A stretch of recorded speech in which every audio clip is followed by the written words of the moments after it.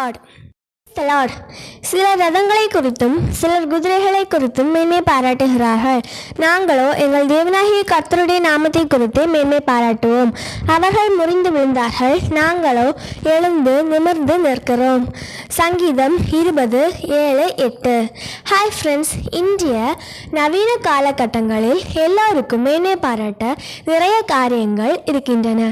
படிப்பு, பதவி, செல்வம், அழகு என்று நிறையில்லாத காரியங்களை குறித்து மேன்மை பாராட்டி கொண்டிருக்கிறார்கள். எவ்வளவு படித்திருந்தாலும், செல்வம் இருந்தாலும், எந்த வேலை இருந்தாலும், மேலும் நமக்கு எது இருந்தாலும், ஒரு போராட்டம் அல்லது பிரச்சனை வரும்போது அவைகள் ஒன்றும் நமக்கு உதவாது. நாம் மேன்மை பாராட்டின அனைத்தும் நம்மை விட்டு கடந்து செல்லும்.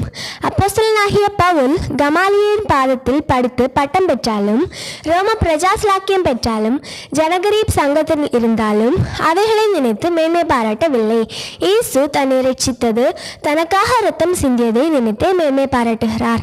அதுவே நிலையானது, நித்தியமானது. நமக்கு உலகில் எது இருந்தாலும் அது ஒரு நாள் நம்மை விட்டு செல்லும் அல்லது நாம் அதை விட்டு செல்ல வேண்டும். ஆனால் தேவனை குறித்து, தேவன் நம்மோடு இருப்பதை குறித்து, தேவன் நம்மை ரட்சித்ததை குறித்து மேன்மை பாராட்டினால் அது நித்தியம். நாம் அவரோடு சதா காலமும் இருப்போம், அவரும் நம்மோடு சதா காலமும் இருப்பார். அதற்கு கர்த்தர் தாமே உதவி செய்வாராக. ஆமேன்.